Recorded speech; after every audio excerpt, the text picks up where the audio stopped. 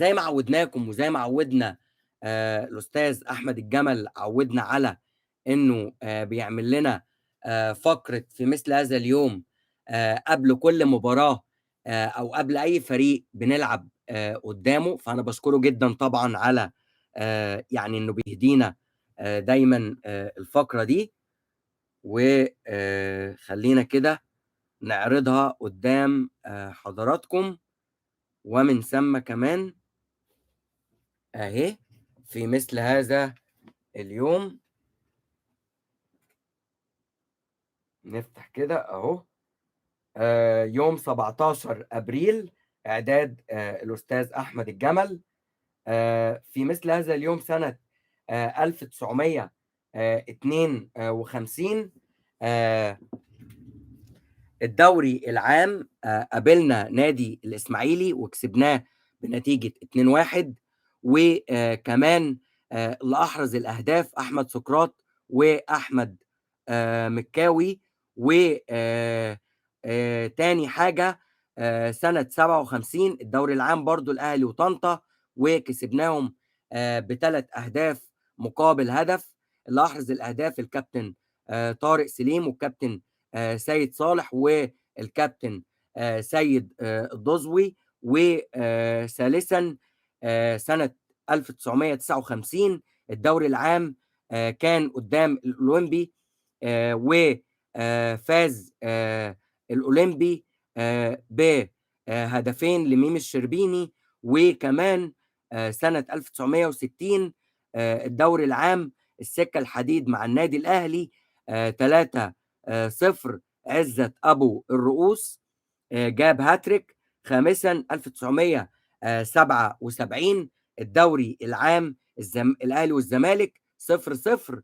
وسادسا 1988 الدوري العام الأهلي والترسانة النادي الأهلي كسب 1-0 بأقدام أيمن شوقي. ورقم 7 معانا النهارده سنة 1994 الدوري العام المصري ما بين الأهلي والزمالك اللي انتهت ب2-0. وتامن حاجة معانا 2006 الدوري العام أسمنت أسيوط والنادي الأهلي انتهت بفوز النادي الأهلي 3-0 بأقدام محمد أبو تريكة وحسام عاشور هدف. و 2008 الدوري العام الأهلي والإسماعيلي 1-1 أمادو فلافيو. وكمان معانا آخر أو رقم 10 معانا في مثل هذا اليوم 2011 الدوري العام الأهلي وطلائع الجيش انتهت بفوز الأهلي وركز معايا في الاسم 1-0 اللي أحرز الهدف محمد فضل رضوان. محمد فضل رضوان. رقم 11 معانا في مثل هذا اليوم 2018 الدوري العام المصري الأهلي ووادي دجلة انتهت بفوز النادي الأهلي 1-0. وكان وليد أزارو هو اللي أحرز الهدف. أستاذ شعبان تحياتي لحضرتك، منور الدنيا. كمان عندي إحصائية ما بين النادي الأهلي وما بين نادي سموحة، وبرضو من إعداد الراجل المحترم الأستاذ أحمد الجمل. خليني كمان أعرضها كده ورايا علشان نشاركها مع حضراتكم أهي. أدي الإحصائية، خليني بس كده أجي على جنب قدام حضرتك ونبدأ نقراها دلوقتي. خلينا أصغر الشاشة شوية عشان توضح أكتر عشان الراجل ياخد حقه يعني. أهي قدام حضرتك الإحصائية بقى بتقول إيه. التقى النادي الأهلي مع سموحة في الدوري العام في 25 مباراة. فاز النادي الأهلي في 13 مباراة بنسبة فوز 52%، وتعادل الفريقين في 8 مباريات بنسبة تعادل 32%. وعندنا كمان فاز سموحة في 4 مباريات بنسبة 16%. سجل الأهلي في شباك سموحة في ال25 مباراة 40 هدف بمعدل 2.6 هدف في كل مباراة، وسجل سموحة في شباك الأهلي في ال25 مباراة 22 هدف بمعدل 8 0.88% هدف في كل مباراة الواحدة. وترجع أول مباراة بين الأهلي وسموحة في الدوري العام بتاريخ الخميس 2 ديسمبر 2010، وانتهت المباراة بالتعادل الإيجابي 1-1، وأحرز هدف الأهلي الماجيكو محمد أبو تريكة. وكمان أقصى نتيجة حققها الأهلي على سموحة في الدوري العام هي الفوز بالرباعية، وحققها الأهلي 3 مرات على النحو التالي: 1 يوم الجمعة 16 يونيو 2017 فاز الأهلي 4-2، وأحرز الأهلي صالح جمعة هدفان، ورامي ربيعة ومؤمن زكريا ربنا يشفيه ويعافيه. ورقم 2 يوم الأحد 4 يوليو 2021 وفاز النادي الأهلي ب4 أهداف مقابل لا شيء، وأحرز للأهلي محمد شريف هدفين، وحسين الشحات وعلي معلول. وكمان عندنا يوم الخميس 25 نوفمبر 2021 فاز النادي الأهلي 4 أهداف مقابل هدف، وأحرز للأهلي بيرسي تاو هدفين، أيمن أشرف هدف، وحسين الشحات هدف. هداف النادي الأهلي في شباك نادي سموحة اللاعب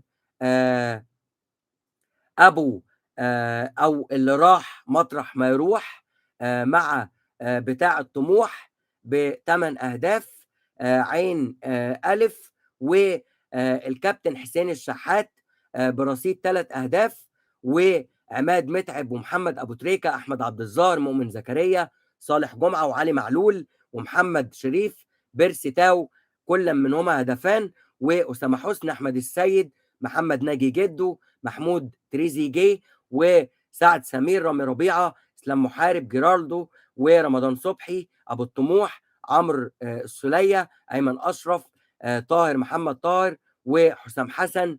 لكل واحد منهم هدف في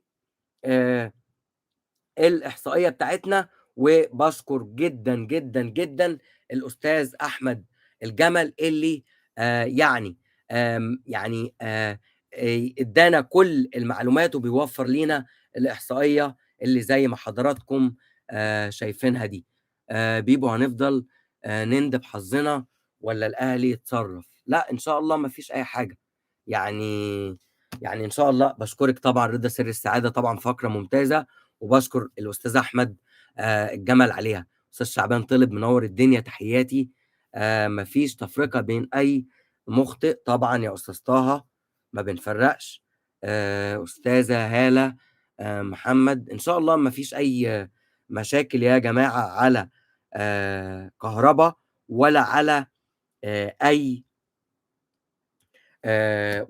ولا إن شاء الله في أو هيبقى في إيقاف لكهربا اللي بينتظرهم يوم 5/5 في السوبر. وبعدين أنت زعلان ليه؟ وعمال تروج في إشاعات ليه؟ ما تسترجل كده واشرب، أقول لك اشرب صندوقين بريل واسترجل، واعمل زي رئيس ناديك الحبسجي يوم ما راح المحكمة وعمل فيها أسد وطلع أسد في الآخر، بس بشرطة مفيش إيقاف يا أستاذة هالة.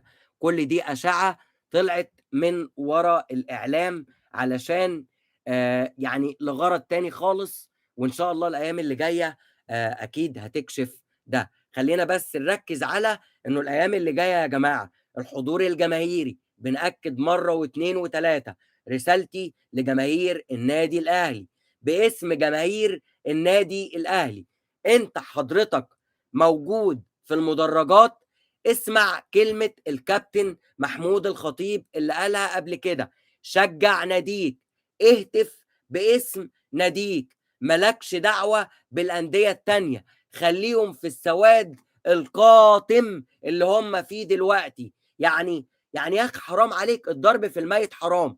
وأنا بلوم أي جمهور يكون بيخرج عن النص حتى لو كان أحد جماهير النادي الأهلي اللي غلطت في الماتش اللي فات.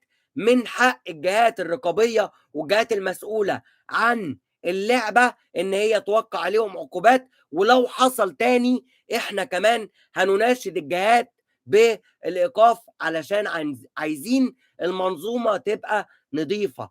أنت جاي في الأول وفي الآخر تشجع النادي، أنت جاي ترفع شعار ناديك، مالكش دعوة بحد تاني.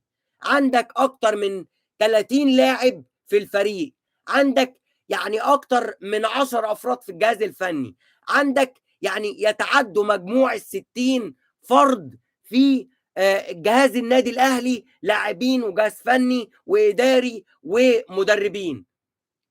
تقدر تهتف بأي اسم فيهم، مش عاجبك أي حد فيهم اهتف باسم النادي الأهلي، هو ده اللي مطلوب.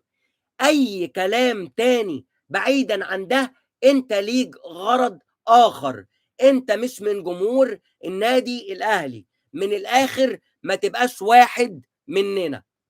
هي دي رسالتي الأخيرة، ونتمنى إن تكون الرسالة وصلت.